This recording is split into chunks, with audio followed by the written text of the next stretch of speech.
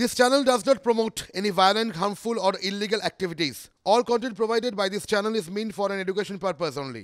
৭০,০০০ গুণ ১,০০০ মানে প্রায় ৮ কোটির কাছাকাছি। ডায়মন্ড হারবারে যদি ৭৬,০০০ এরকম বার্ধক্য মানুষ যারা ভাতা পায়নি থেকে থাকে, তাহলে পশ্চিমবাংলার ৪২টা কেন্দ্রে এই সংখ্যাটা তো ৪২ গুণ হবে, প্রায় ৩০ লক্ষ। মাসে ৩০০ কোটি টাকা। এটা উনি সরকারকে বললেন যে অপদার্থ সরকার, ইউ আর ফেইল্ড। আমি দিয়েছি ৭৬,০০০কে, বাকি জায়গাগুলোতে ৭৬,০০০ দেবার যোগ্যতা তোমাদের নেই, তুমি মুখ্যমন্ত্রী ফেল করেছো। না, এটা ঠিক যে পশ্চিমবাংলার খরচাও উনি চালাতে পারেন, যা টাকা অভিষেক ব্যানার্জির কাছে আছে, বার্ধক্য ভাতা, বিধবা ভাতা, কৃষক ভাতা চালাতে পারেন উনি, খালি ডিএটা দিতে পারেন না, সেটাও দিয়ে দিন। টাকা তো নেই কেন, সরকারি টাকা গেছে কোথায়? হাজার হাজার কোটি টাকা, লক্ষ লক্ষ কোটি টাকা লুট হয়েছে, মালিক তো উনি। দেখুন, সবাই তির্যক ভঙ্গিতে বলছেন, রাজনৈতিক নেতারা সোজাভাবে বলেন না, কিন্তু তির্যক ভঙ্গিতে সবাই কিন্তু টাকার উৎসর দিকে ইঙ্গিত করছেন।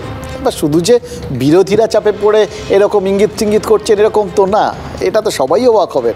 আরও একজন অবাক হয়েছেন জানেন তো, অভিষেক বন্দ্যোপাধ্যায়ের এই ঘোষণায় বিচারপতি অভিজিৎ গঙ্গোপাধ্যায়ও যারপোনাই অবাক হয়েছেন, এবং সেই জন্যই প্রশ্ন তুলে দিয়েছেন টাকার উৎস সম্পর্কে।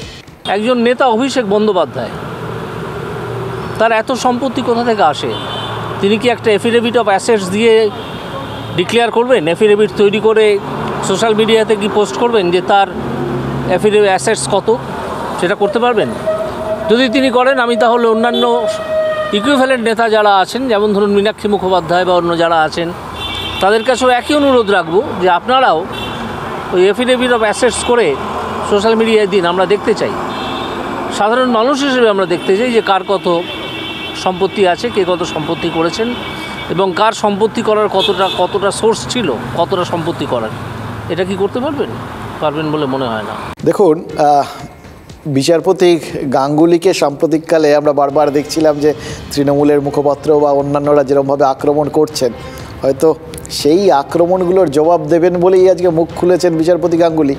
যদিও এই সম্পত্তি সংক্রান্ত বিষয়ে অতীতে আমরা কোর্টেই আমরা দেখেছি, আদালতের মধ্যেই আমরা দেখেছি বিচারপতি অমৃতা সিনহা বা অন্যান্যদের এই সম্পত্তি সংক্রান্ত বিভিন্ন প্রশ্ন তুলতে।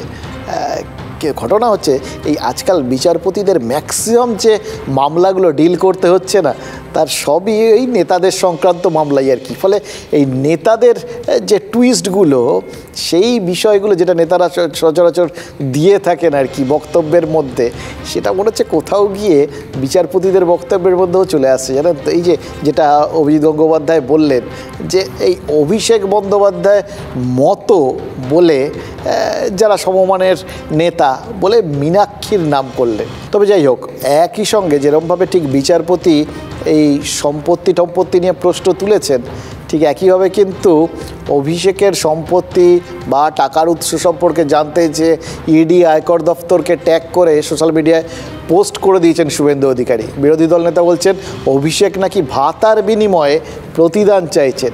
লোকসভা ভোটের আগে তৃণমূলের সাধারণ সম্পাদক নাকি ভোটারদের ঘুষ দিচ্ছেন। আচ্ছা, নেতারা, তিনি তো নিজেও নেতা, তিনি কি জানেন না নেতারা এমনি কিছু ইনভেস্ট কখনো করেন? দান খয়রাতি করে যদি রিটার্ন পাওয়া যায়, সেটা কি তাদের মাথায় থাকে না? তাই তো থাকে।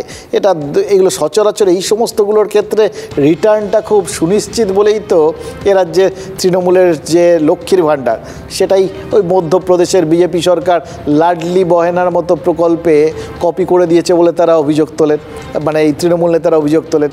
তাহলে চিন্তাভাবনাটা সব জায়গাটাতেই এক হলো কি না। ইনকাম ট্যাক্সকে লিখেছি, ভোটারদেরকে ব্রাইব দেওয়া হয়েছে, 16,800 যারা ডোনার তাদের খুঁজে বের করে প্রপার অ্যাকশান নিই। তৃণমূলের অন্য এমপিরা সব ছাগলের তৃতীয় ছানা, তাদের এলাকায় কি হবে?